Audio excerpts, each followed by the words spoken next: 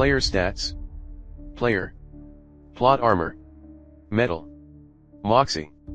Hustle. Savvy. Grit. Riley. 24 halves. 3. 7. 4. 7. 3. Antoine. 22. 6. 4. 5. 1. 6. Kimberly. 19. 3. 6. 4. 1. 5. Dina. 19. 2. 3. 4. 3. 7. Bobby. 18. 3. 4. 4. 3. 4. Isaac. 11. 1. 4. 3. 3. 0. Cassie. 11. 0. 5. 3. 3. 0. Player tropes. I would like to remind readers that this is a reference. I will describe tropes before they come up. You don't have to read this unless you want to. Spoiler. As soon as the story started, I was quick to check everyone's roles using Casting Director. What I found shook me to my core. Riley Lawrence, Kimberly Madison, and Antoine Stone, a dwindled trio haunted by the specters of companions lost, originally arrived to search for Antoine's brother Christian, but now they search for the searching. Isaac and Cassie Hughes, a pair bound by blood, their optimism dissolves into the night as they seek their missing brother Andrew, a quest marred by cruel machinations. Dina Kino, the forlorn mother roaming an endless maze, her soul aching for her belated son, a poignant portrait of hope against hope. Bobby Gill, the quintessential geek, now apparently a ditzy hotel employee, his role twisted by tragedy, playing the part of a man searching for his lost wife amid a sea of indifferent faces. Constance Barlow, the diligent custodian of the town's forgotten lore, she is the historian and librarian, her mind evolved of eldritch knowledge. She is only a phone call away. The stranger, an enigmatic figure draped in shadows, harboring a secret so vile it twists the very fabric of their being. Unlike the others, their search for a missing loved one is a path riddled with unspeakable truths, a journey that delves into the abyss and beyond. We weren't playing roles in this story. We were playing ourselves. I told the group as much but left out the colorful language. They didn't need to be taunted. We made our way through the paths that would take us to the back of the hill. Once we got there, it was like we were in a completely different place. The suite we had been assigned was far larger than we required. Though it had been renovated, its style only matched the other buildings of the resort superficially. This building was clearly older than the rest. I imagine that Carousel had done some mixing and matching to create the story. This building had many rooms according to the map we had been shown. I could now see that each of those rooms had a large window. The lights inside the building were on and the blinds were open. The front door to the house was already open and I could see two people inside wearing uniforms and walking around. One of them was Bobby. He was carrying several trash bags that had been lightly used by the last guests. He was staring at something on a coffee table in the center of what I assumed was the living room, which was in the middle of the house along with the kitchen and dining. All of the other rooms branched out from there. As we got closer, I could tell what he was staring at: an open board game. It was a large board with a strange metal object in its center. It looked like one of those bells you might see on the desk of a hotel, but instead of the little button that you might press to get the staff's attention, his had a winding key that you might find on a wind-up toy. As we walked in, a woman's voice rang through the living room: "Bobby, can you at least pretend to help? We have to get this room done before the guests arrive and you haven't done anything." Bobby started to respond, but before he could, he saw us walking up the path. "They're here," he called out and started running around straightening things up. "It's weird," the woman, Cindy, said as she entered the room. "Someone put sheets over the mirrors in the bathrooms." "Oh, sorry," she said as she saw us. "We just about have things ready," she said. "Thank you so much," Kimberly said. "We already brought your luggage up," Bobby said, pointing next to the door in the hall. There was luggage, but it wasn't ours. "We appreciate it," Antoine said. The team filed into the room and started spreading out, taking the place in. It looked less like a resort suite and more like someone's home. A clean home, but a home nonetheless. I walked to the game board that Bobby had been staring at and took a look. It was an antique, that was for sure. The games box said it was called, Reply the Departed. The game board was divided up into rooms with square tiles spread throughout, some of which were special. Neat, I said. Oh yeah, Bobby said. Real neat. Have you played before? Can't say I have. It's a great game. It's a ghost hunting game. Bobby, Cindy said, let's leave these people alone. No, it's fine, I said. Tell me about it. So, the way the game worked is that you would travel around the board. If you landed on a space that required you to draw a card, you would draw it, and the cards would tell everyone what to do based on where they were on the board and what objects they had found, and also what archetype their character was. Bobby paused for a moment. It was as if he had been reading this off of his script and only suddenly realized what he had just said. He turned the board and found that there was a small rectangular legend titled Archetypes that listed 7 different character types that players could use in the game. Detective, Reporter, Adventurer, Scholar, Psychic, Outsider, and Soldier. We looked at each other in a joint realization that this game was meant to introduce concepts to new players similar to those that they would deal with every day in Carousel. But we couldn't just focus on that. Bobby needed to continue with his spiel, or else his trope might stop working. What was the goal of the game? I asked, hoping to spur Bobby back into action. Oh, right. You go to the clock right here in the middle to change the date, and then you travel to one of the rooms with a specific murder weapon in order to try to channel the spirit of one of the deceased. Then you wind up the timer and it ticks down for 10 seconds, and at the end, it either rings or it doesn't. It was a special timer designed just for that. If it rings, it means that you've channeled the ghost and you get a point. If it doesn't, you have to try again on your next turn. Sounds fun, Kimberly said. Yeah, Bobby agreed. But this one has its pieces missing. No cards to draw, no character pieces. It's a shame. Of course, when I was a kid, we liked to try to use the bell to communicate with real spirits. There was a whole urban legend about. Ahem, Bobby's co-worker cleared her throat. I think we should leave these people alone, don't you think, Bobby? Oh, right, Bobby said. Well, take care. He got up slowly and walked out of the room, closing the door behind him. Off screen. The rest of us continued to stare at the strange game board on the table. The walls, Kimberly said, look at them. I stared down at the game board. Though now faded, the walls of the house interior depicted on the game board were red. They had red wallpaper. Tiny paintings were hung in elaborate golden frames, just like those on the red wallpaper. So we're dealing with ghosts, Antoine said. I can see the bell on the red wallpaper. The 10-second bell. Does it have tropes? I stared down at the board. As Antoine pointed out, while the game board itself was innocuous, if I stared at the bell timer itself in the center, it appeared on the red wallpaper. A single trope appeared along with it. Indestructible MacGuffin, this plot device cannot be destroyed. I had seen that trope before on an object, the Astralis's instant kill weapon. This bell didn't have any other tropes associated with it, but the fact that it had a trope tied to the antagonist made it intimidating. Looks that way, I said. It's an indestructible plot device. It doesn't have other tropes that I can see, but we may be hitting the limits of what Trope Master can do. If it relates to ghosts, though, we probably have to deal with things like possess. Before I could finish my sentence, there was a knock at the door. My friends and I looked at each other.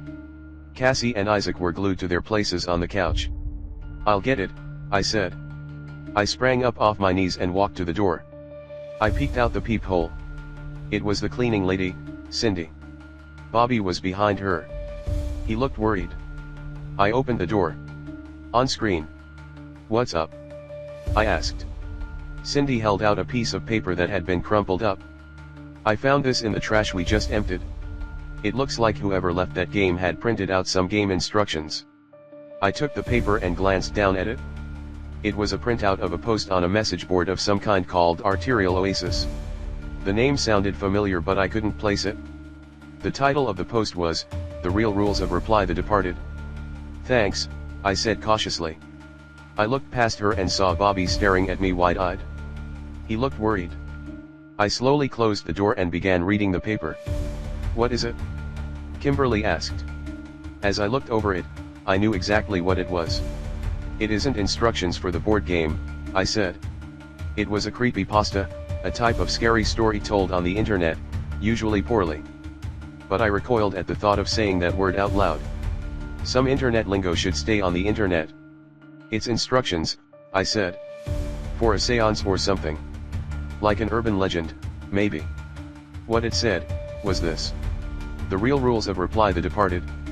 By K4R4S4IL. Does anyone remember that old board game called Reply the Departed? It was a game about contacting spirits or whatever. It had a strange bell on the board that would sometimes ring after you wounded, but sometimes not. Well, you can use that bell to talk to real ghosts. I didn't believe it until my cousin showed me.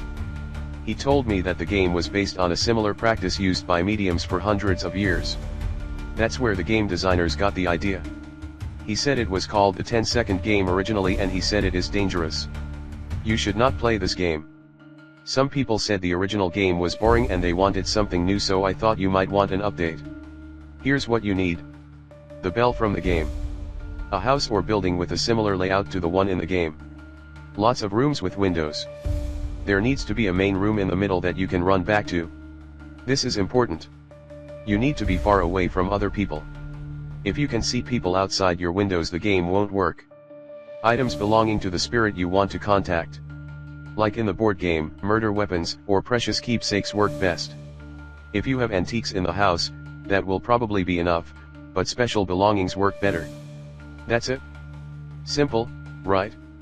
How to play? Seriously, don't do this. It is dangerous. Set out the game and get rid of the cards and character pieces to let the spirits know that you are not just playing the game. Make sure the bell is visible. This is critical. Cover all mirrors in the house. Keep them covered. Open all the blinds and curtains so you can see the windows in every room. Wind the timer and say aloud, "I wish to receive a reply from the departed." Or anything like that. Then wait until 3 in the morning and turn out all the lights. Anyone in the house is now a part of the game. Any ghosts connected to the objects you collected will gather to speak to you. Remember, if they have gathered and you do not talk to them, they might get angry, so don't chicken out. To check, all you have to do is go into a room and stare out the window. Only do 2 people per room at most. Wind the timer and wait 10 seconds. If the timer doesn't go off, there are no ghosts. If it does, you have to follow the rules. Do not turn around. Keep staring out the window. You will see faint figures outside as the ghosts try to get to the house. The figures you see will be ghosts. Do not turn around until they are gone, or you will allow them into the house.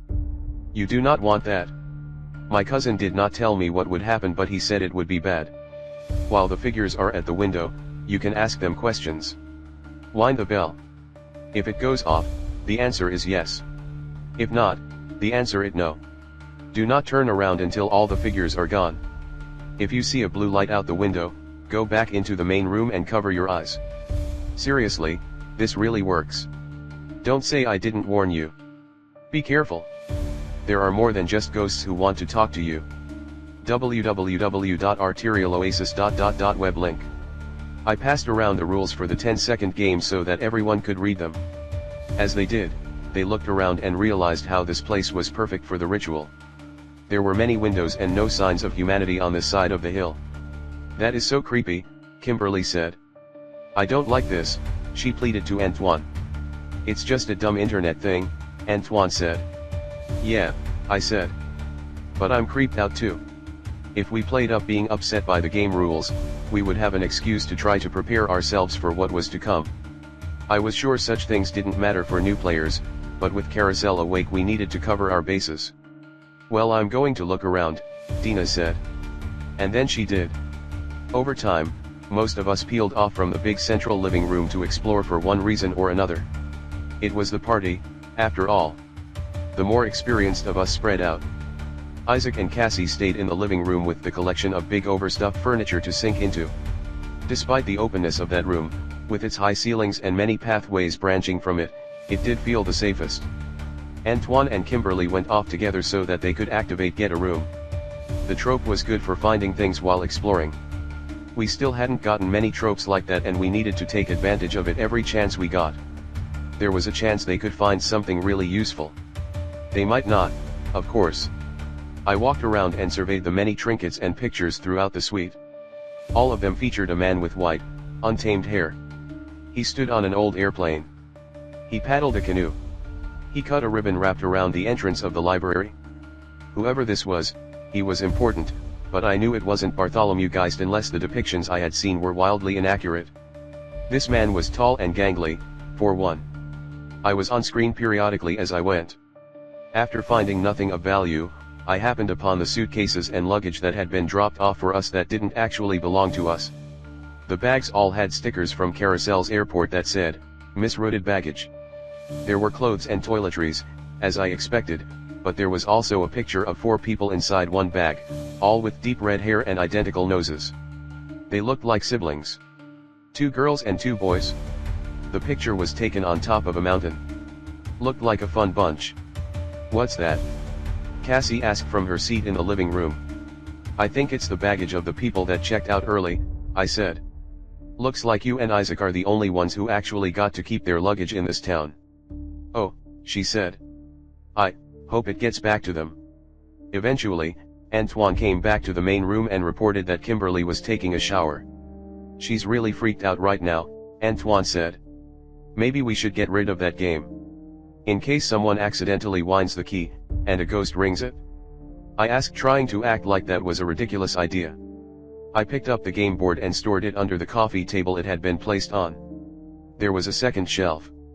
It made sense for our characters to get it out of sight, but we needed to know where it was. After a few minutes, Kimberly marched back into the living room. She was shaken. "Who keeps turning off the bathroom light?" she said angrily. "What?" Antoine asked. "While I was in the shower, someone kept flicking the light switch. It was right between the bathroom mirror and the door." "Who was doing it?" "None of us," I said. The detail she threw in about the mirror was intentional, I thought. "Did you cover the mirror?" I asked, trying to affect the personality of someone who would be mocking her. Isaac would be better for that, but he was wide-eyed and filled with dread. Kimberly didn't answer at first, but then, she nodded her head and quietly admitted, "Yes. I'm telling you that game thing freaked me out." "It's fine," Antoine said. "There is nothing to be ashamed of. I assure you none of us flicked the light switch." Kimberly looked distrustful, but eventually softened. "I mean," she said, "it wouldn't hurt to just leave the lights on, would it?" "If you want, we can," Antoine said. "Right guys? Nothing's going to hurt us, but there's no harm in making things a little less dark around here, right?" I nodded. "And we can shut all these blinds too," he added. "We should cover all the mirrors," Kimberly said. "Oh yeah. That's part of the rules, right?" Antoine said. He wrapped Kimberly in his arms and brought her over closer to himself on the couch. "Everything is going to be okay." Cassie watched them as they whispered sweet nothings to each other. She looked afraid. I could only imagine what she was thinking. Antoine and Kimberly were pretending to be characters. My friends and I had been introduced more gradually to the game. We broke character all the time back then. I didn't even look at the off-screen light ones on my first storyline. The vets knew that it was all too much to take in, so they gave it to us slowly, one small lesson from Adeline at a time. Cassie was seeing us jump through hoops and pretend to be loving, happy young people. She had just learned about the horror of this place and now she watched us pretend it didn't exist. There was something unsettling about that itself, I imagined. We were puppets on strings, and she just saw it for the first time. And Cassie knew, because we had covered this concept many times, that turning off the lights and covering the windows and mirrors would not save us. Carousel would have its story. It would watch us struggle. The comforting tones of Antoine's assurances meant nothing. We all knew it. Isaac was less observant. He paced in circles, staring into the pictures on the walls and in frames on the tables and shelves around the room. He was trying and failing to act like it didn't bother him at all. For all his cockiness, I saw that he didn't stray too far from the group. Dina was in the wind. Who knew where she had gone? Her background trope, a haunted past, and the psychic trope it allowed her to equip, encouragement from beyond, were right at home in the storyline. She was probably off trying to talk to her son. After a while of Carousel getting shots here and there of us talking and lounging, we went off screen. Finally able to speak freely, Kimberly whispered, when the lights turned off, I saw the towel I put over the mirror move. It happened twice. I turned it back on and it did it again. I had suspected as much. The rules said things started at 3 a.m. They also said someone could initiate the ritual earlier and then leave. We were never going to get to sunlight safely. Let's get our minds right, Antoine said. Kimberly and I found a receipt for 3 hand mirrors and 3 flashlights from just over a week ago. I had nothing to report other than the pictures and the luggage, but an awful feeling grew in the pit of my stomach. I had equipped my background trope as well. My grandmother had the gift, and it would probably kick in the storyline. Background tropes did not have predictable effects, but they did give Carousel something to work with when weaving the story. I dreaded to find out what. Bobby was the lucky one. He wasn't in the building that was soon to be the subject of a horror show. I was glad to have him around, though, as he had a trope that ensured food could be found on set and I was getting hungry. As the others laid out in the living room for what little sleep they could get, I made my way to the refrigerator and found, to my dismay, there was no food in there. There was a sign on the counter that contained a late-night room service menu. There wasn't really a good time to eat in Carousel. Even between storylines, it felt like there was a predator at the water hole. It was just past 2 in the morning and the plot cycle was still frozen. I was beginning to suspect that when it got to 3 a.m., we would still have some time in the party before the dying started. It was difficult to understand how things would go because of the strangers trope. New players probably couldn't even see the plot cycle at that point. They would have been able to understand the heavy-handed warning that the stranger gave when he stopped us outside the hotel, though. I grabbed the phone off the counter and dialed room service. "This is room service," Bobby said on the other end. I recognized his voice immediately. "Can I get a plate of the chicken wings?" I asked. "Riley? This is Bobby. They have me bouncing from job to job. That paper Cindy gave you was printed off of my site or made to look like it. Arterial oasis, remember? I read the ritual. It sounds like someone could have already activated it before you guys even got there. At 3, everything will probably get started. The plot cycle is frozen on my end. I don't know what's going on." He had likely disappeared and been cast as an NPC before the stranger showed up. I didn't see it. He must have been off-screen on his end, which meant the audience could only hear me talking. Yeah. Buffalo flavor or any flavor really. I'd just like to eat real quick. "Oh," Bobby said. "You're on screen. Okay. I can't access any more background information right now, but I know there was more. My character is always having to run teenagers out of the place you're in. Vandalism, theft, that kind of thing. Especially before the renovation. They also try to channel the ghost of the guy who lived there. Like a spooky legend kind of thing. He was one of the geists. So this place had a history of people contacting the dead within it. My character is cousins with someone who works at the university. I don't think that's relevant to the storyline, but isn't it weird how these stories have been connected like this? How soon can you be here?" I asked. "If I think of anything, do you want me to call the room or come down there myself?" "See you soon." "Right, I'll come down there myself." He hung up. I wondered if he was even going to bring the food. He eventually brought it right to our door. He arrived right at 2:55 a.m. The doorbell ringing got everyone up and awake, though they were only pretending to sleep. "Who's that?" Antoine asked. "Room service," I said. I opened the door and Bobby was standing there holding a tray with a dome cover on it. I reached out to take the food, but he pushed past me and brought the food in himself. "Got your chicken tenders," he said, lifting the dome and placing it on the kitchen counter. He had timed his delivery so he would be here when things started. He could have stayed out there away from the fray, but he didn't. Even though there might have been some utility in having a man on the outside, I couldn't deny I was glad to have another teammate here as we awaited our fate. We didn't have to wait long. Before I could thank Bobby and come up with something for us to talk about as time ticked forward, the plot cycle turned back on, and within seconds of that, the lights in the building flickered off with a clink sound. The needle moved to about halfway through the party. The inky darkness was overwhelming. "The breaker just tripped," Antoine said. "I know where that is," Kimberly said. "I saw it earlier when we were looking around." "Wait," Antoine said. "Shouldn't the resort employee take care of it?" Bobby didn't respond for a moment. We were all thoroughly spooked. He was no exception. Whatever bravery had led him to charge into the room had left with the lights. "Yes," he said. "I should call maintenance, or you know what, he'd probably just make me do it anyway. I'll go do it." He thought for a moment, no doubt sifting through the collection of NPC memories he was given. "I know where it is. Down the hall here.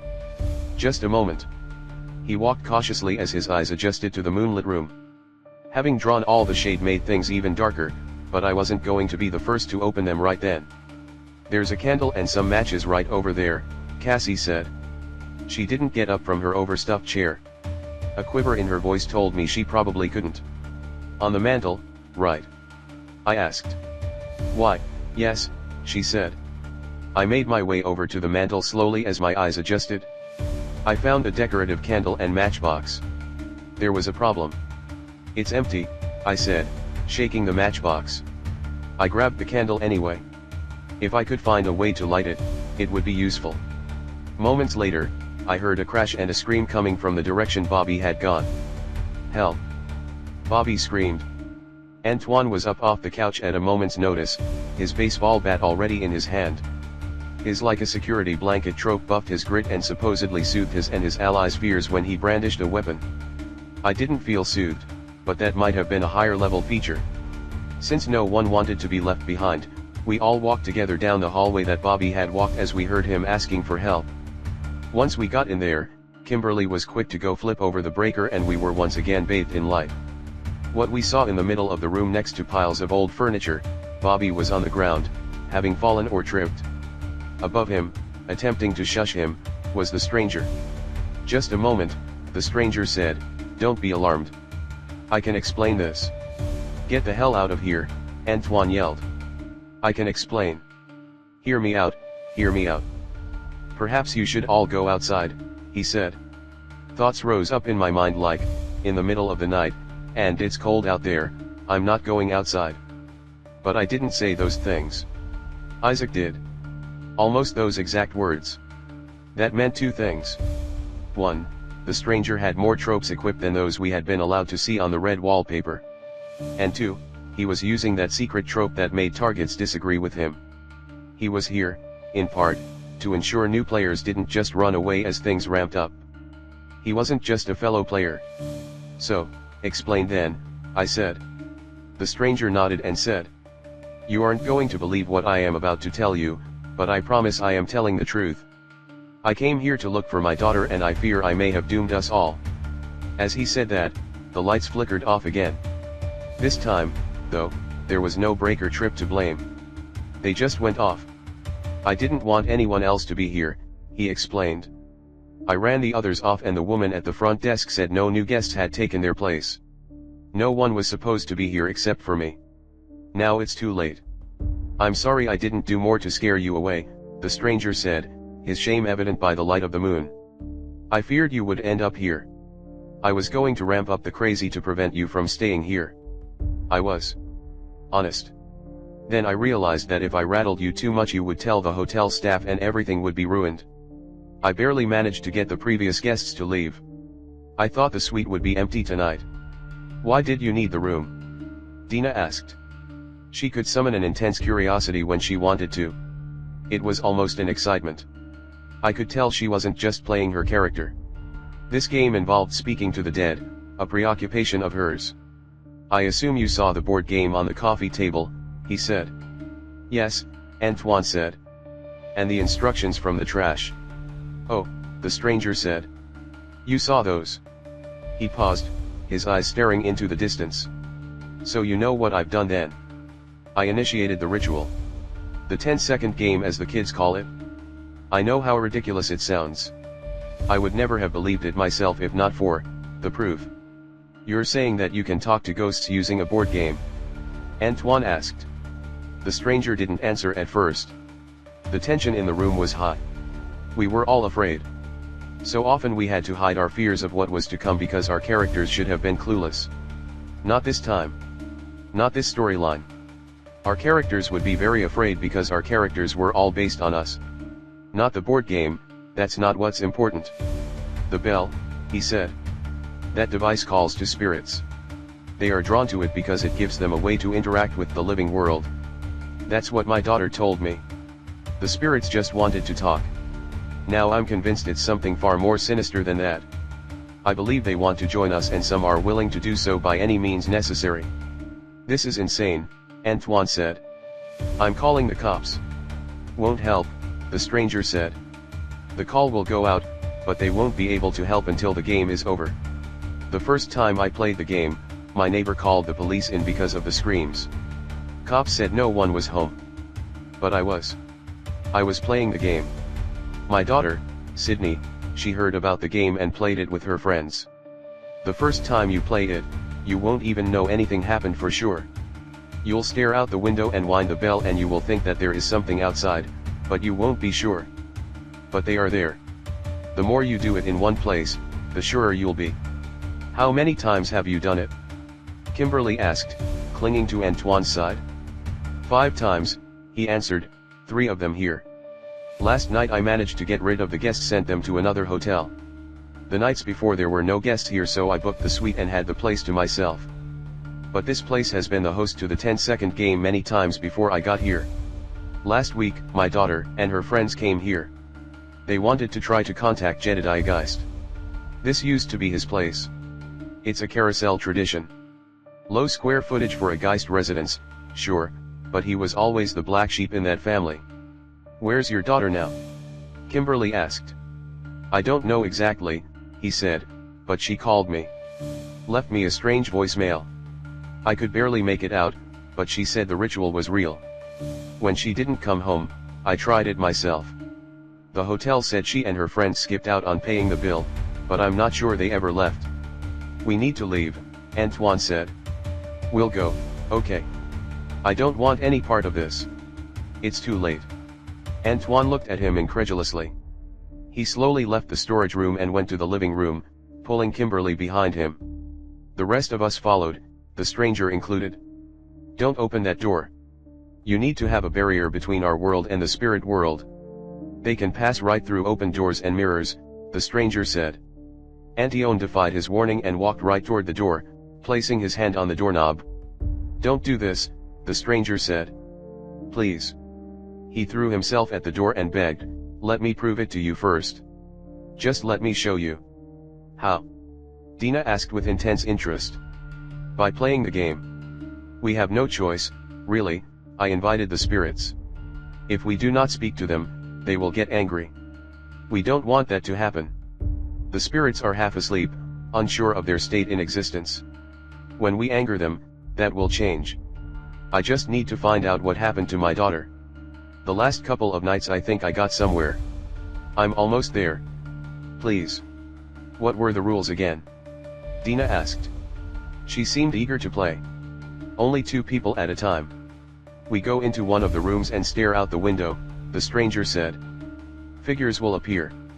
They will answer our questions using the bell. Do not look away until they have gone. They always forget what they are doing and wander off. I'll go first, Dina volunteered. I went to the bottom shelf of the coffee table in the living room and grabbed the game board and bell from where I had stowed it. I walked it over to Dina. She reached out for it, but I didn't let go. I stared her in the eye. You're hoping he'll be there? I asked. Dina's expression changed. She blinked away a tear. I have to try, she said. We were talking about her son. It was clear Carousel was going to bring him in. I thought I would help spur that along. Dina's encouragement from beyond trope could be very useful in this story. Giving it a little bit more narrative foundation was the right move. That trope could give us an edge. I let go of the board. Let's go, Dina said. The stranger nodded his head. They left and went to one of the bedrooms alone. I never went off screen. Carousel wasn't showing the audience what was happening in the room with Dina and the stranger. It was showing me and my friends' reactions to it. Our reaction to the ticking. It wasn't long before one of them gave a twist to the bell. Then it ticked down for 10 seconds. We had no idea if it would ring or not. Tick. Tick. Tick. Nothing. I stood and watched the others' faces. Cassie was terror-stricken. Isaac was lost in his head, avoiding reality. Kimberly was wrapped up in Antoine's arms. Bobby was petrified. He had been the closest to the room they went to. He slowly stepped toward me. Tick. Tick. Tick. Nothing. The dread was palpable. 10 seconds. That was long enough for my blood to chill. It felt like an eternity, but it also ended too soon. Tick. Tick. Tick. Nothing. I noticed I had started holding my breath as I waited for the timer to tick down. The little bell was loud and it echoed throughout the dark suite. I started to see shadows dancing in the moonlight. Tick. Tick. Tick. Breathe. My skin squirmed at the sound. My heart felt like it was going to explode. There wasn't any more ticking after that. Only silence and breathing. I didn't even hear what question they asked. Dina and the stranger walked silently out of the room. Dina was aghast. "Did you see anything?" Antoine asked through a lump in his throat. Dina looked at him and nodded, unable to form words. "We have to keep doing it until morning," the stranger said. "I propose we do it in shifts if you like. Otherwise, I can take care of it myself, but I am not certain the spirits will like being ignored. They may not have come here to speak to just me." No one volunteered. "My grandmother always said spirits existed," I said. "Said she could sense them. Guess what I'm saying is, I'll go next. I have to see it for myself." I also knew that it was too early in the party for anything bad to happen. If I was going to be alone in a room with a ghost, I would want it to be then. "I'll go with you," Bobby said. Apparently, I wouldn't be alone. My new friend, Bobby the hotel employee, would be with me. "The hotel is haunted but the customer service is out of this world," Isaac said, finally snapping out of his silence. His urge to make a joke cracked through his mask of fear. I had no idea how actual new players should have been reacting. Perhaps this version of the story was never designed for new players. Or maybe the stranger would use tropes to force them to play without their knowledge. I couldn't say. What was certain was that as Bobby and I walked into the room we had chosen to play the 10-second game in, I was shaking all over. So was he.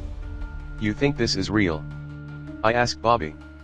"I hope so," he said. Great, now he got to look like the brave nerd. That was my job. The room we chose still had its curtains drawn from when we had tried in vain to prevent the game from being played. I really didn't want to open the curtains. I was afraid something would be standing on the other side. "We need to get the curtains," I said, trying to talk myself into opening them. The audience was watching, after all. I grabbed a hold of one side and opened it quickly like ripping off a band-aid. Then I opened the other side. No terrifying creepy crawly stood there to greet me. I back away from the window. The moonlight flooded into the room. I noticed that a vanity against the wall had been broken. It wasn't obvious at first glance, but with the moonlight coming in at just the right angle, I could see that the vanity was supposed to have a large mirror screwed in the back. It had been broken off. I could tell because the light revealed a spot against the wall that had less dust than the rest. The mirror had been removed recently. I could see it had been ripped off. "See anything?" Bobby asked. "Nope," I answered. I didn't want to. I had this nagging thought in the back of my head. There was a message Carousel had sent us not so subtly. On the page with the ritual instructions, the URL for the site had the phrase "found a fresh villain for you. Hope you like him." That made me nervous. I didn't know what fresh villain it was talking about and I was afraid to find out. If ghosts were revealed in the party, that meant that things could only escalate from there. Needless to say, I really didn't want to see a ghost. Not yet. But I didn't get my wish. "Is that?" I asked. "Oh my God," Bobby answered. I suddenly understood how someone could play this game and still be unsure if they saw anything at all. Outside, I saw trees and bushes and grass. There was also a figure in the distance. My brain picked him out but I still couldn't really make out what I was seeing. Human brains are wired to see human shapes. This could have been a trick of the light. It could have been a strange-shaped bush. It could also have been a lost hiker for all I knew. But I knew it wasn't any of those things. My mind, an ancient primordial part of it, knew exactly what I was looking at. "He's missing an arm," Bobby said. "Don't look back," I said, reminding him. Bobby quickly wound up the bell and said, "If you are really there, ring the bell." He released the key and the bell started ticking. Tick. Tick. Tick. Breeing.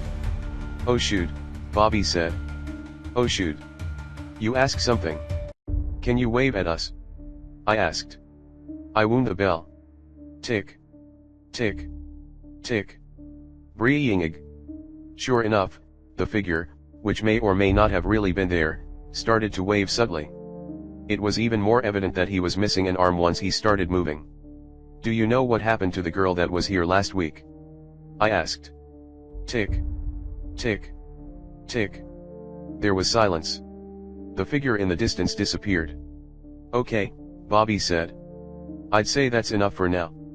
Make sure there are no figures in the distance before we turn around, I said. Right, Bobby said. We scanned the window and saw nothing. Just to be safe, I backed out the doorway and into the main living area. Bobby copied me. We turned and rejoined the others. Did you see something? Antoine asked. I think so, I said. I was certain, but the audience might not have been shown what we saw. Even if they were, it wasn't exactly perfect evidence of life after death. Even if we had a picture, it would be discredited immediately by skeptics on the internet. It was a man, Bobby said. A man missing one of his arms. I swear. Breeing. The bell went off in Bobby's hands. He nearly dropped it. The stranger sprang to action. What did you ask last? What was the question? I asked if he knew what happened to your daughter, I said. The stranger grabbed the bell from Bobby and marched into the room we had come from. Off screen. He walked back into the living room frustrated. I guess it's too early to get answers, he said. He sat the bell down on the coffee table. I had almost forgotten that he, too, was acting as a player and was perfectly capable of breaking character off screen. I need one of you to ask me about my voicemail from my daughter. You should have done it the moment I mentioned it, he said, angrily. As a player, I'm not even sure what's on that voicemail unless it gets played. I can't play it unless you ask me about it. That's how these things work. Plot elements can only be significant if you put them on the screen. I only have access to the script provided by my dark secret trope, but I can't see some of it unless you investigate. That's the nature of the trope. Understand? Remember, we have to tell a story here together. I understand you are afraid. As it happens, I've never run this version before. Just remember, we have to cover our bases. Even with the tropes that made him hard to read, I could see something in his eye that was disheartening, hidden underneath all the layers of intrigue and mystery. Under his gruff exterior and shadowy confidence, even I could see it. He was afraid. We didn't have that long off screen, but it still felt like an eternity. I would have loved to take the opportunity to ask the stranger questions, but surviving the story was more pressing. I saw Cassie and Isaac sitting deathly still on the couch. I needed to say something to help them. I wished that Anna was there. She might not know the perfect thing to say, but she would at least get in the ballpark. I would do my best. You ready? I asked. I tried to mask my own fear. Am I going to die? Cassie asked. She got straight to it. I don't know, I answered honestly. I don't think I can do the 10-second game, she said. I'll look away the moment I see something scary. I know it. You don't have to, I said. I don't blame you for wanting to opt out. You did it, she replied. You acted like you wanted to. I nodded. I get the feeling nobody would put up with me if I didn't do stuff like that. She paused. She seemed to think over the situation again. But how do you just get over it? The fear. Cassie asked. Were you afraid on your first storyline? Of course I was afraid. It's just not a useful thing to think about, I said. In the final straw too, it didn't matter how afraid I was. All I could do was run through the maze either way. In the Astralist, I knew I was going to get got and did my best to delay it. Didn't do much good there. You just don't think about it, she asked. I do, but anytime I start to see it affecting me, I just lock it down. It helps that I can't stand the idea of people seeing me get emotional, I said. I briefly thought back to when I was a kid and my grandparents wouldn't let me leave my parents' funeral early. I was forced to lose control in front of everyone. I still got itchy thinking about it. That's not a good thing, she said. It is here, I said. Then, back to the task at hand, I added, you're a psychic, anyway. Just act like you're afraid because you're sensing something dark or something. Psychics and stuff are Moxie based. So it's all in the performance. You want your tropes to be strong and useful, play into them. I hope that if I could give her something to focus on other than her fate, it might be enough to calm her. Focus on the task at hand. Just keep making remarks, I said to Isaac, who was never far from Cassie. And look around for a weapon you might use that's funny. Always be looking for ways to trigger your tropes. I thought that was good advice even if I didn't always follow it as well as I would like. Isaac nodded. You said it's the tutorial. Doesn't that mean no one has to die? I mean tutorials are supposed to be easy. Truthfully, I didn't know. I wasn't even confident that Carousel even called it a tutorial. The players definitely did, but that didn't mean Carousel was bound by that logic. Besides, death wasn't a failure in the game at Carousel, it was a strategic decision. The stranger caught wind of our conversation and added in his own line while eating my chicken tenders. Nothing is supposed to be easy here, kids. In Carousel, your limits are just the starting point. This story is not the one I've run before. Carousel has been busy. Don't slack, my friends, don't slack. Where is the camera? Dina asked. We aren't between scenes. What is the audience seeing? Dina was right. Being between scenes wasn't indicated on the red wallpaper, but it felt different than simply being off-screen. I couldn't describe it. Cameras showing the audience the threat, in some fashion, I imagine, the stranger said. First blood is on its way. The audience might already know what's out there. Could be on Constance, Kimberly suggested. Constance was safely away at home, waiting for us to wake her up with a phone call. Might be, sure, he said, but I didn't think he bought it. I didn't either. Carousel didn't even know if we would call Constance. I had watched the storylines we had been through a dozen times each using my director's monitor trope. I had developed some sense of how the final movie would play out. Carousel didn't make up for our mistakes. I figured that if we didn't tell the audience something, it wouldn't remind them. Part of making a perfect performance was remembering to give Carousel lines it could use in its final edit. That didn't exactly seem like a priority right then though. While off-screen, I decided to make my way around the suite to familiarize myself with the set. I had done this already, but I had to channel my nervous energy into something. I was trying to find an object to use the insert shot ability on. Being able to buff a weapon or otherwise useful object gave me a sense of purpose, but so far I had no idea what would come in handy. I circled around, sticking my head in every door. I grew increasingly conscious of how close we were to first blood. That's when I saw the mirror in the bathroom Kimberly had showered in. Like all of the other mirrors in the place, it had a cover over it, but unlike all of those, which had been covered with a thick white sheet, this one was only covered with a towel. Not one of those oversized hotel towels either. This one was barely covered with one of the towels meant to twist up in long hair. It was barely covering the mirror. And it was moving. Nothing was visibly coming out from behind it, but it was clearly being jostled by the air. The wind was blowing it. There were no open windows, so that didn't seem possible. I needed to take the opportunity of our minutes off screen to ask the stranger about it. I walked quickly back to the living room where everyone else waited. Is there something special about the mirrors? I asked. I know you said the ghosts could cross through them, but why is the one in the bathroom back there blowing in the wind? The stranger went to check what I was talking about. He had a theory. It's a trap in a manner of speaking, he said. It's billowing off screen in there. That can only mean that Carousel would go on screen the moment one of us tried to fix it. That was a nice catch. Didn't the blonde one say that she saw something flip the light switch in there earlier? Yes, Kimberly answered. While I was showering. The stranger nodded. Carousel has that thing prepped and ready to go. The audience is aware, and the characters that's us were made aware. It might do something with it later.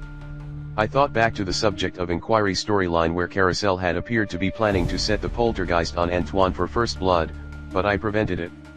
That part had barely made it into the final movie. Instead, first blood had been the massacre of most of the NPCs in the building. I wasn't sure if that was an easier or harder version. So should we trigger it? Antoine asked. Normally, the stranger said, I'd say yes. Carousel would be pleased. This storyline used to be mostly jump scares, some minor fate worse than death if you really messed up. This time, I don't know. I thought for a moment. I tried to put myself in the shoes of a new player. What would someone new to Carousel do right now? We're new players, just now starting to see the red wallpaper, but we think we're going crazy. We're super creeped out by this strange man, no offense. Do we investigate the moving towel over the mirror? I asked. Definitely not, Antoine answered. I agreed. It probably didn't matter. Classic Carousel choice. Both choices are the wrong decision, I said. No one argued. Either we triggered the billowing towel right then or Carousel would do something else. Best not to do it so near first blood if we could avoid it. So we waited until eventually. On screen. We can't wait any longer, the stranger said impatiently. We need someone to go speak to the spirits that have gathered. Everyone has to do it. Everyone. He looked to Cassie. Cassie looked horrified, but, to her credit, she did say, something is happening. I can feel it. There is something wrong. We shouldn't be playing this game. Whatever, the stranger said. I'll go. Can someone please join me? He looked over at me, but I didn't budge. I'll go, Bobby volunteered. The stranger nodded and the two of them went off to yet another of the rooms with the bell. When they left, we stayed on screen. Did Carousel know that I had something to say? He's still hiding something, I said. I don't know what, but he knows more than he is saying. The others looked back in the direction that the two of them had run off to. After a few excruciating sessions of 20 questions with the ghost, the stranger, and Bobby returned. The stranger didn't look happy. Bobby looked confused. They had nothing to report. You said your daughter left you a voicemail, I said. Mind if we listen to it? The stranger froze. I don't have it with me. It was on my home machine. Don't have a cell. I gave him a distrustful look. He had asked us to bring up the voicemail. If he wasn't talking about it, that meant there was something incriminating about it that he couldn't reveal yet. The stranger as a player would have just found that out most likely. That's too bad, I said. Next, the stranger said. We needed another group to play the 10-second game. Fine, Kimberly said. I used to play Bloody Mary at sleepovers when I was a kid. I was the only one who actually did it. This can't be that different. Her grit jumped a point. I suppose she was trying to trigger her convenient backstory ability to boost a stat. This had not been her most successful attempt. If I had been thinking about it, we might have come up with a better use, but a point of grit for bravery, I suppose, was better than nothing. Antoine gave her a look that I recognized as "Are you crazy?" Nonetheless, he went with her. His baseball bat was at the ready. It wasn't a great weapon against ghosts, but it activated his like a security blanket and swing away tropes. With the plot cycle moving toward first blood, we all knew what was to come. If Kimberly had stayed in the living room with the rest of us, it might have brought trouble to us. With any luck, first blood wouldn't even be lethal.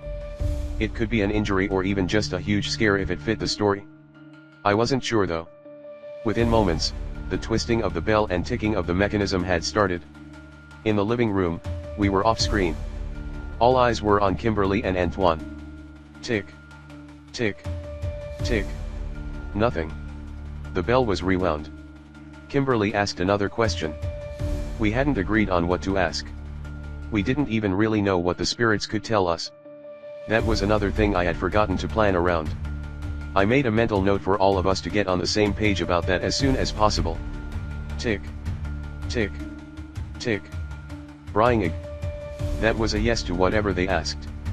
They rewound the bell. Tick. Tick. Kimberly screamed. There was a crashing sound like glass breaking and then something hit the wall. On screen. Everyone in the living room jumped to life. We raced to the room with Kimberly and Antoine, but as we got there, the door slammed. I got there first and pulled against it with all my might. Bobby and the stranger helped. As hard as we pulled, nothing budged. Antoine. Kimberly. I screamed. No answer. In fact, though I could hear movement in the distance when I first arrived, I couldn't hear anything in the room. Got her. I heard Antoine scream eventually, but the sound wasn't coming from in the room. It was coming from outside. It has her. And then nothing. She's hurt. Cassie screamed. The anguish ability came with a useful perk of being able to see the health stats of her teammates. She's getting worse. We need to do something. She must have seen the stats on Kimberly's status bar move as, first, unscathed dimmed with the first injury. Then some combination of incapacitated, mutilated, hobbled, unconscious, or even dead would start to light up. They would blink at first, but then stay lit when things were finished. She's going unconscious, Cassie screamed, staring into the red wallpaper. I think it's choking age. The words caught in her throat. Cassie couldn't speak anymore. She started to gag. Then, a force threw her hard against the wall behind her. She started getting dragged across the wall by her throat. We ran to her. She was terrified, unable to speak, barely able to breathe. Fight it? I screamed. This was the anguish ability. She could empathetically share the damage of allies to lighten their injuries.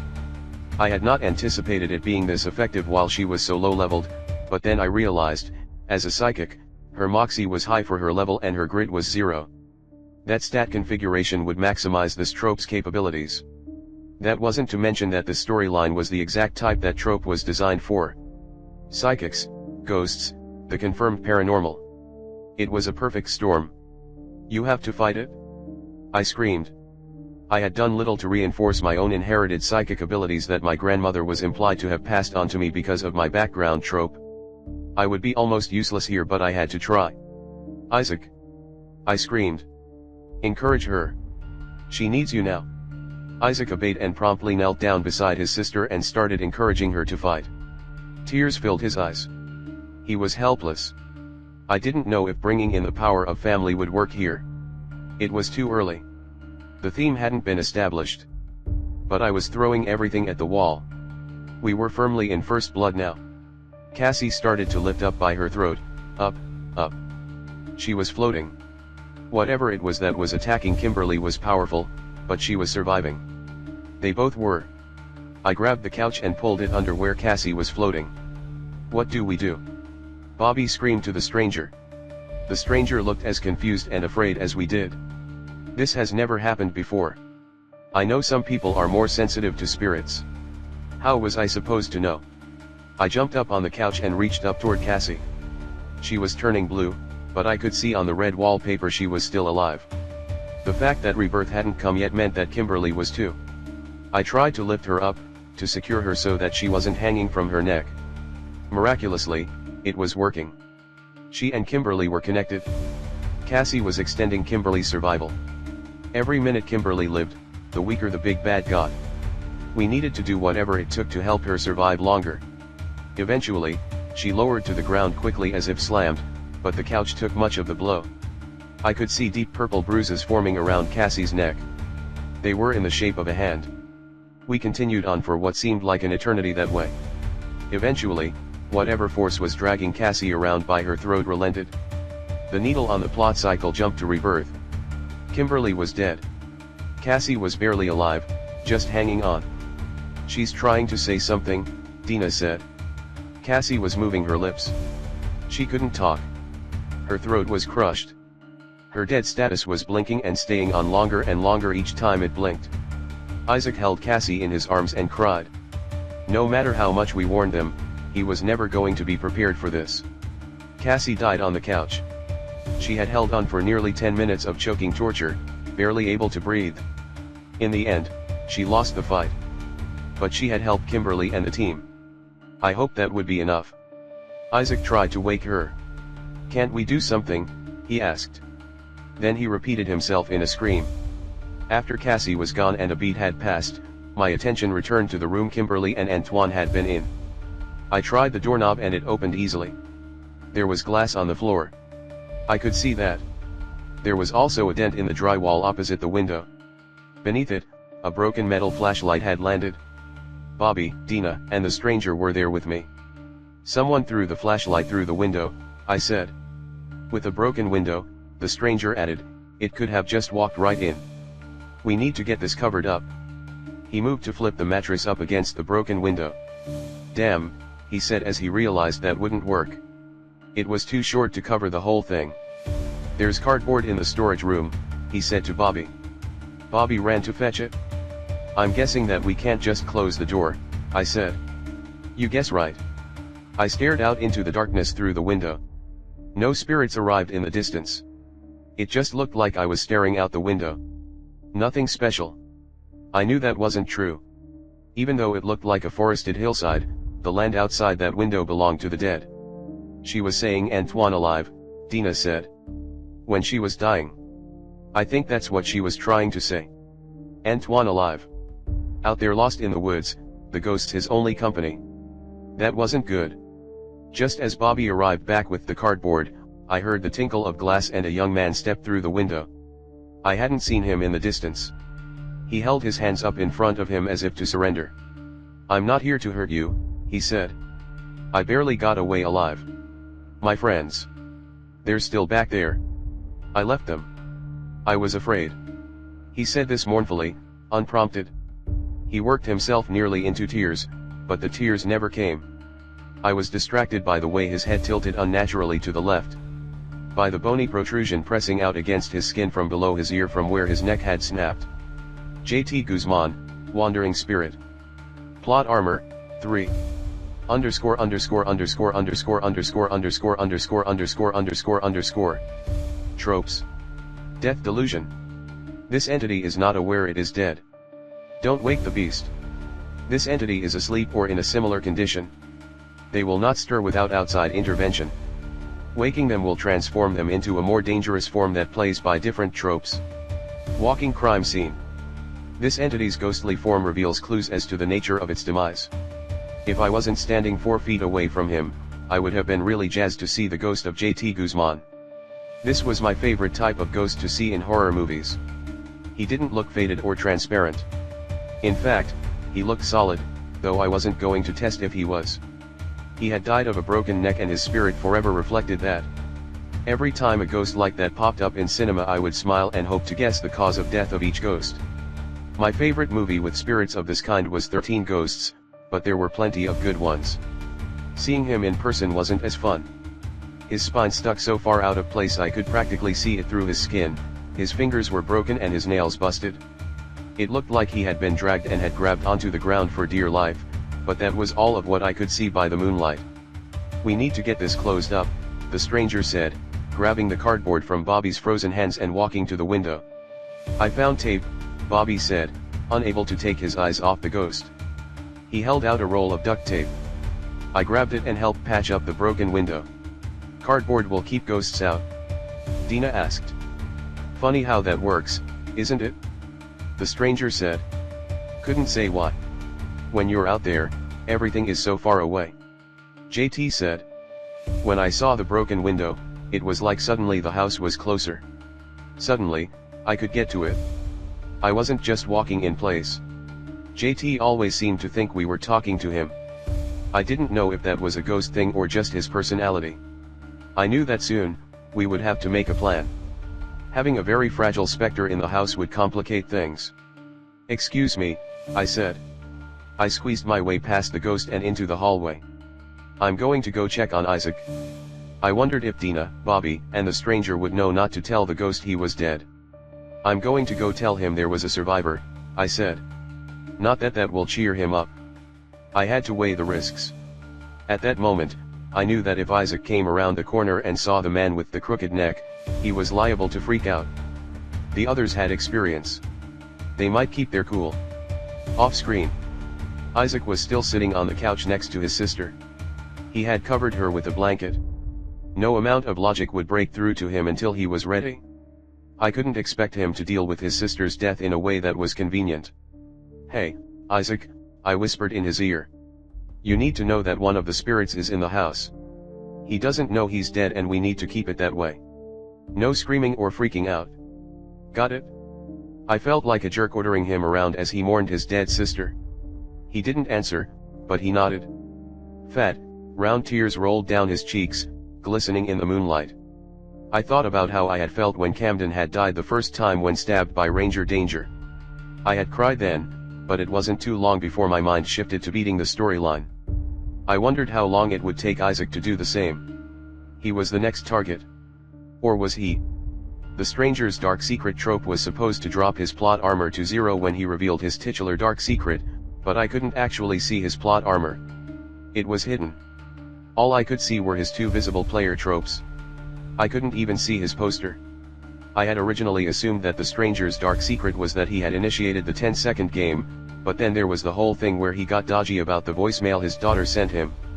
That told me he still had a secret. Reading over the text of the trope, I began to realize that he wasn't allowed to just tell us his dark secret off-screen. Even though as a player he would like for us to. We had to figure it out. Luckily, I had already set up Cinema Seer with that prediction. If I was right, everyone but Bobby would get a buff to Grit and Savvy.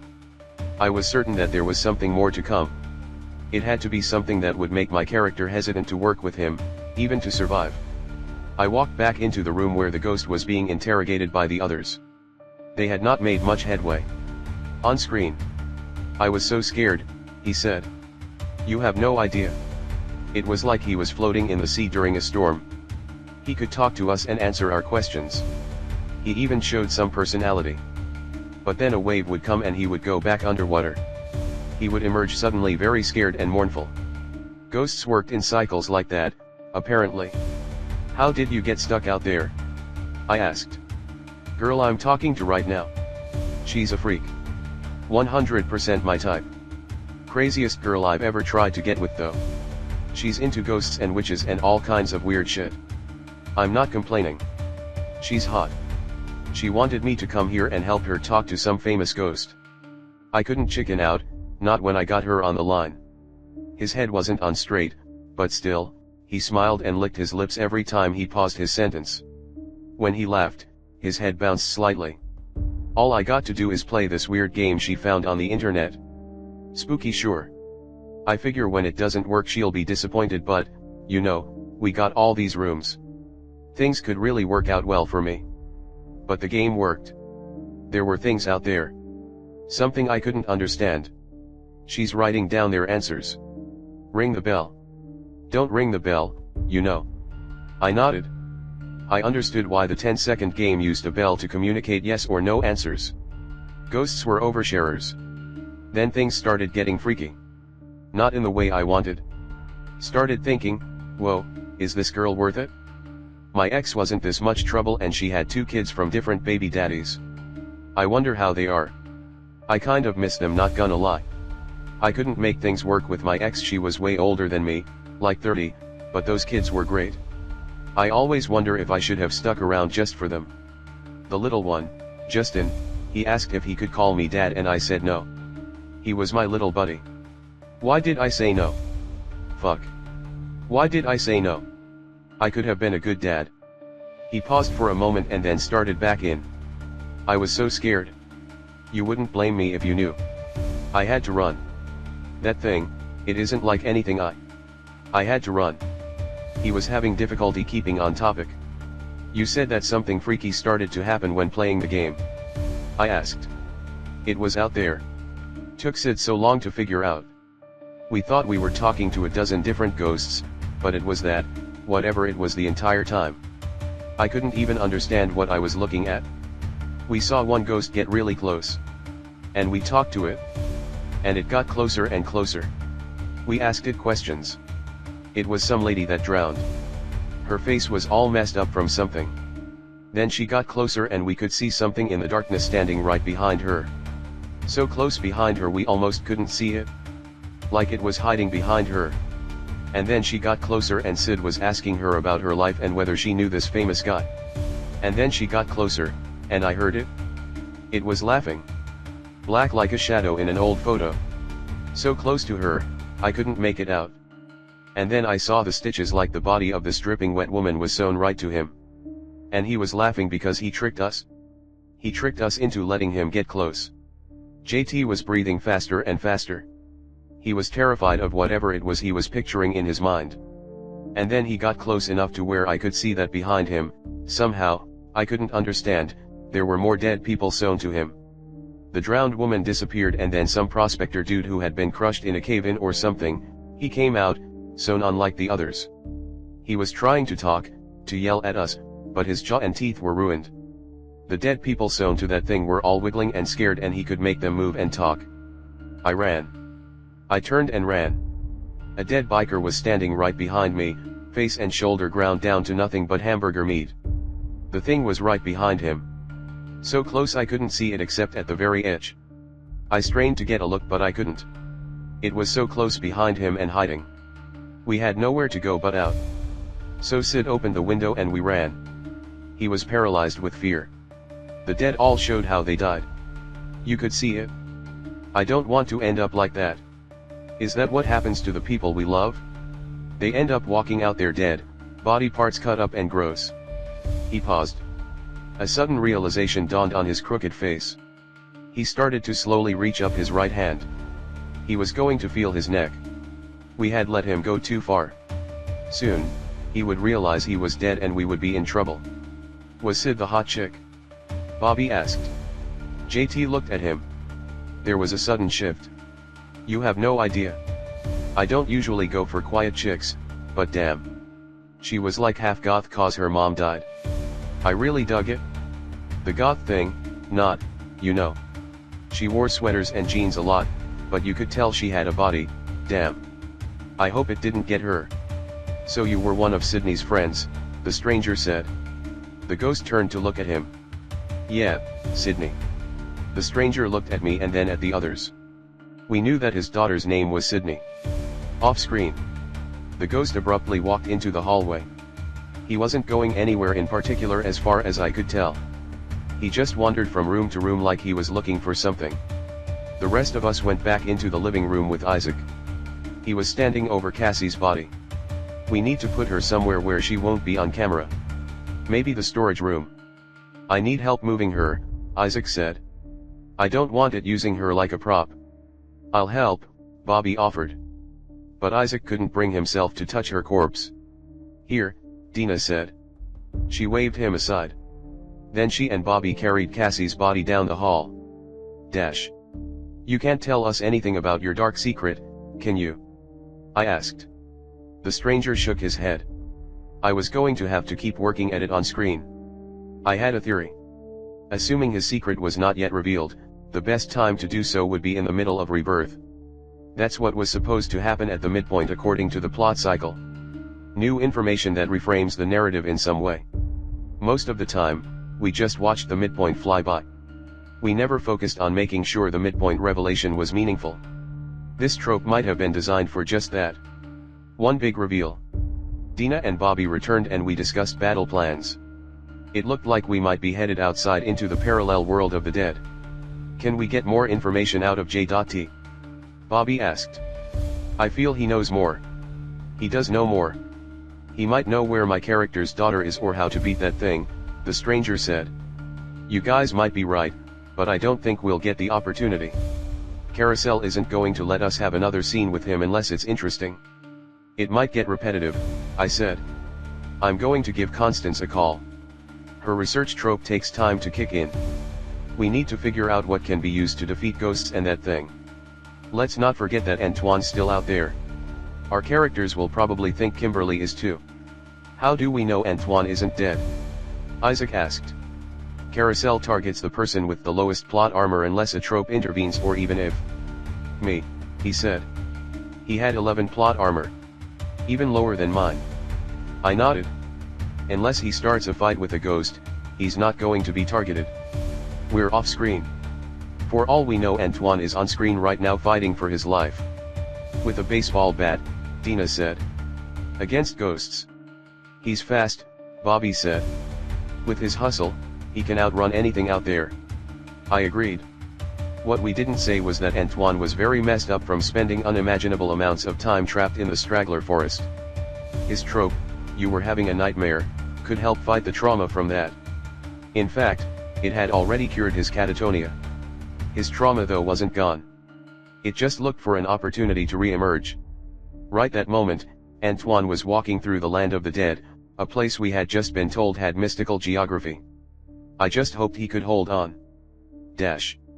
The moment we were back on screen, I was dialing Constance Barlow's number. She had handed us her business card for emergencies. There could be no better emergency. Hello, she asked groggily. Who is this? Do you have any idea what time it is? Constance. Miss Barlow, this is Riley. You just dropped me and my friends off at the resort on the hill. I remember. Is there something wrong? She asked. I wasn't supposed to tell her the truth. Doing so would damn her. I had to make an excuse to get her to research the monster that JT Guzman had described. We were assigned a suite at the hotel that is supposed to be haunted. We knew that Carousel was big on spooky stuff. Yes, our founder, Bartholomew Geist, was a noted horror film producer, amateur occultist, and abysmal alchemist. We celebrate our unusual roots. Why do you ask? Well, the hotel employee here has been going on about how haunted this place is, telling us about ghosts, and some strange monster that lives here.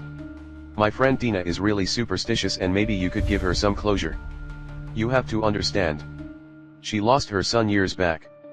The idea that he might still be with us in some way. It would really put her mind at ease if you could give us some info about it all. I see. I couldn't tell whether she liked my clumsy excuse.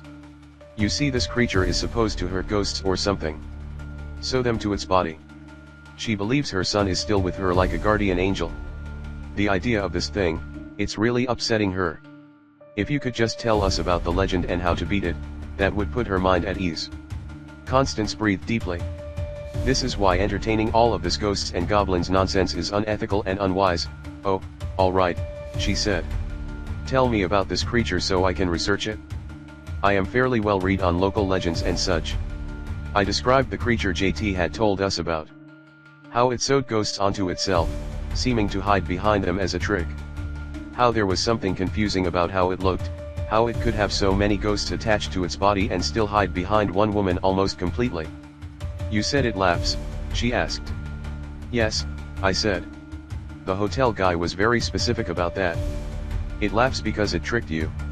It just so happens that I read something similar to that years ago. I just need to find the book. I need to get dressed and get to my study. I'll look into this and call you back on this number. Is that okay? Yes, I said.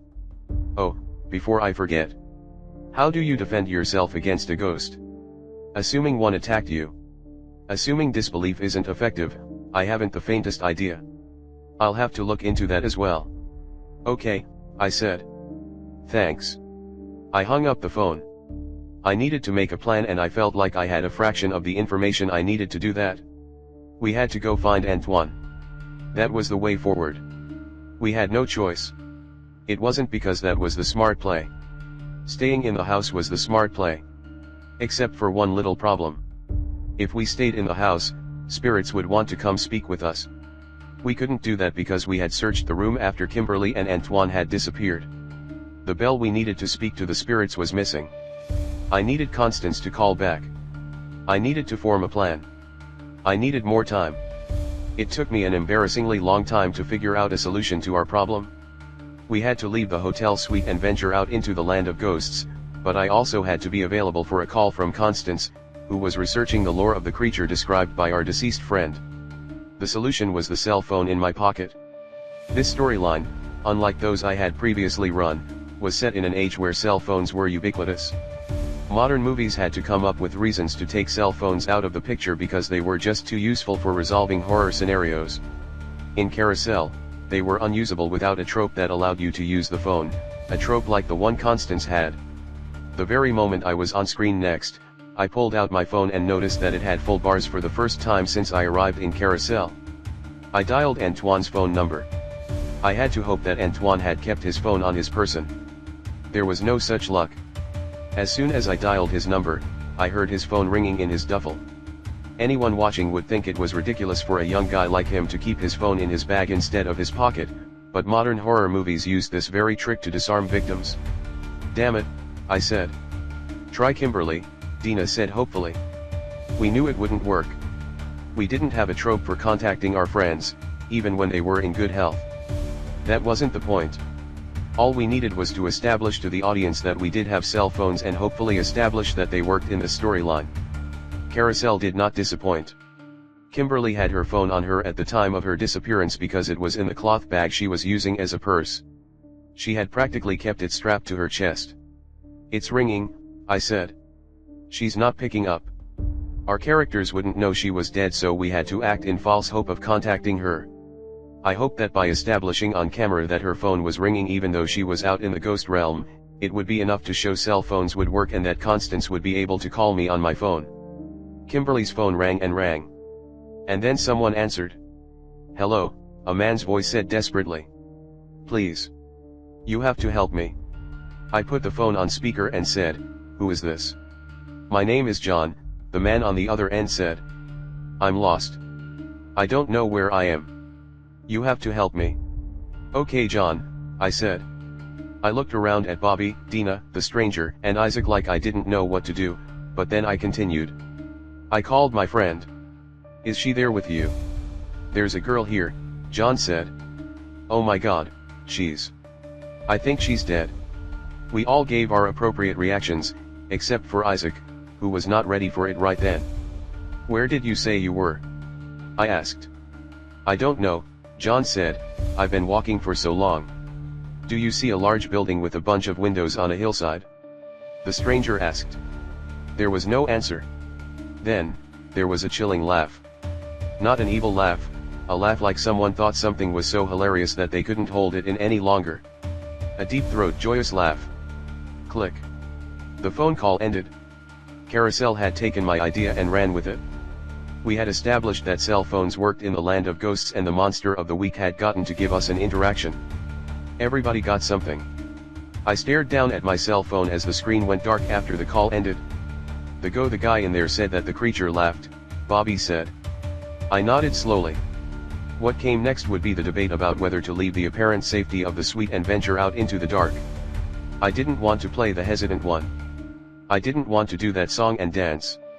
Maybe for this film, we would all be brave and reckless heroes. I wanted to take the offense, in a narrative sense. I'm going out there, I said. Kimberly and Antoine are still out there. Didn't he say your friend was dead? Bobby asked. Doesn't matter, I said. I've got the sense that if we stay here, we die. My grandmother always taught me to trust my intuition. That's what I'm doing. Here, we're sitting targets. Not just for that thing, for all ghosts. When they arrive and we don't have the bell to be able to communicate with them, we'll be trapped. There was a pause as everyone started to consider what I had said. He's right, the stranger said. I've spent too much time asking yes or no questions to random spirits. Now that I know Sydney is out there, that's where I'm going. I'm going to, Dina said. She could have at least tried to act afraid. But JT said that he left your daughter behind, Bobby said. Doesn't that mean it's too late? He also said that he barely got away and we know that isn't true, the stranger said. Should someone stay here just in case? Bobby asked nervously. Good. We needed someone to act reluctant. It's like the guy said, the stranger said, nodding his head in my direction. You stick around here, you'll be ticking off the spirits. All I know is you don't want that to happen. They can't get angry if no one is in the house, Dina said. I could see that Isaac was trying to think of something to say. He started to speak several times but then hesitated. I'll call and give the librarian my cell so she can reach us out there, I said. I moved away from the group to take the call. Apparently, that wasn't interesting to Carousel because we immediately went off screen. I dialed the number on Constance's card. This trope takes time, Constance said immediately. She must have been off screen too. As near as I could tell, that was how Carousel treated phones. If the audience can hear you, you are on screen. If they can't, you're off screen. I had been curious about that. I know, I said. Dial this number when you have the information. We might not be around the hotel phone for a while. I see, she said. Riley. She paused for a moment. This request you made for the monster's weakness is taking far longer than it should. I've barely got anything. That isn't normal. By now I should know something about it, even if it isn't useful. I haven't learned anything. So, it's a tough enemy. That would be my conclusion, yes. So the goal is to avoid it, not kill it, I said. One thing that had been impressed on me by the vets was that enemies with levels far too high for their storylines were usually not meant to be killed, or else they are meant to be killed in a very specific way, as a werewolf might be killed by a silver bullet. If she was having difficulty finding its weakness, That implied it was a strong enemy. That would be ideal, Constance said. Her tone carried something unspoken. Or are you suggesting that we can't beat it? She thought for a moment before she spoke, as she had before when reading her script. This is untrodden territory, she said, finally. One can't really presume to know Carousel's intentions. All right, I said. Call me if you get something. I hung up the phone. Was the implication that Carousel did not intend for us to survive? What do we do if we find a ghost? Isaac asked before we left while we were still off screen. I shrugged. We don't let it know it's dead. And if we find the other thing? Run, I said. Or hit them with the rake. He had settled on bringing a wooden-handled rake as a weapon. It had been in the storage room. There had also been a broom and mop, but he felt the rake might be funnier because of the springy sound it made when it hit something. I thought the mop was the funniest, but I wasn't going to argue with him on his first day out. Remember the plan, I said. I had given everyone specific instructions on how I wanted our search to go. Hundreds of hours of movies had gone into my plans. They were meant to give us the best chance possible. Like most horror movies, the hard part is finding all the reasons for people to make the stupid decisions that would move the plot forward. I just hoped our choreography was on point. I tried to think through anything else to say. I explained to him how to use his healing trope, though I had little hope that if he's still cracking jokes, would come into play with this specific enemy. It's convenient that everyone has cellular phones these days, isn't it? The stranger asked me. I know, I said. I'm working on it. He was hinting that we should be working on getting the voicemail played. His trope clearly prevented him from just telling me what his dark secret was. I had to investigate it. I still had time. My own tropes were not optimized for going into a fight. I had hoped that the insert shot would have come into play better, but the only object I had found in the party phase that applied to it was the bathroom mirror that had not been covered completely. I had no clue if marking it was a good idea or not, so I hadn't yet. All I could think about were the things I wished I had done better. I wished that I was not the only high-savvy player on our team anymore. Having Camden around to talk things through with had made me so much less stressed, even though neither of us knew what we were talking about. Now I was alone. Whether I liked it or not, they acted like I was the man with the plan, and I just felt like the man trying not to screw up. I hoped desperately that I would not mess everything up on the very first storyline of the through line. On screen. We leave the window open, I said. This is our way back from the outside. We find them and then come right back here, I said. We were fortunate that the house was at the top of a large hill. If the spirit realm was a reflection of our world, then we should be able to find our way back. But if that was true, why hadn't Antoine returned? Why didn't the stranger's daughter return? For plot reasons. That's what I told myself. They could have returned, but they didn't strictly for plot reasons. That was always the answer when characters didn't do something obvious. Everyone ready? I asked. As if to answer, the stranger climbed right out the window. He was the only person with a flashlight, so I had no choice but to follow. Though I had my smartphone for the first time that I could use as a light, I didn't want to waste the battery. That would be too tempting for Carousel to pass up. I asked myself if we should have waited a minute and fashioned torches or something. No. Torches in movies were only useful because of movie magic. In real life, they would be hard to make and go out too often. Without a trope that would make them last long enough to be useful, it was a bad idea, even with my high savvy. I was overthinking things. I felt like we had been given exceedingly little information to accomplish this task, but then, I always did. Luckily, not every effort had gone to waste. As soon as we had climbed out the window, Dina said, "I hear him. I hear my son." She started moving quickly toward the tree line. Even the stranger changed course to follow. Unlike me, Dina had no qualms about using her phone for a light, though she only had a small flip phone with no dedicated flashlight on it. She led us through the underbrush and down the hill. With one look back toward the suite, I noticed that JT, the talkative ghost, was standing in the room watching us go. If he shut that window, he was a dead man.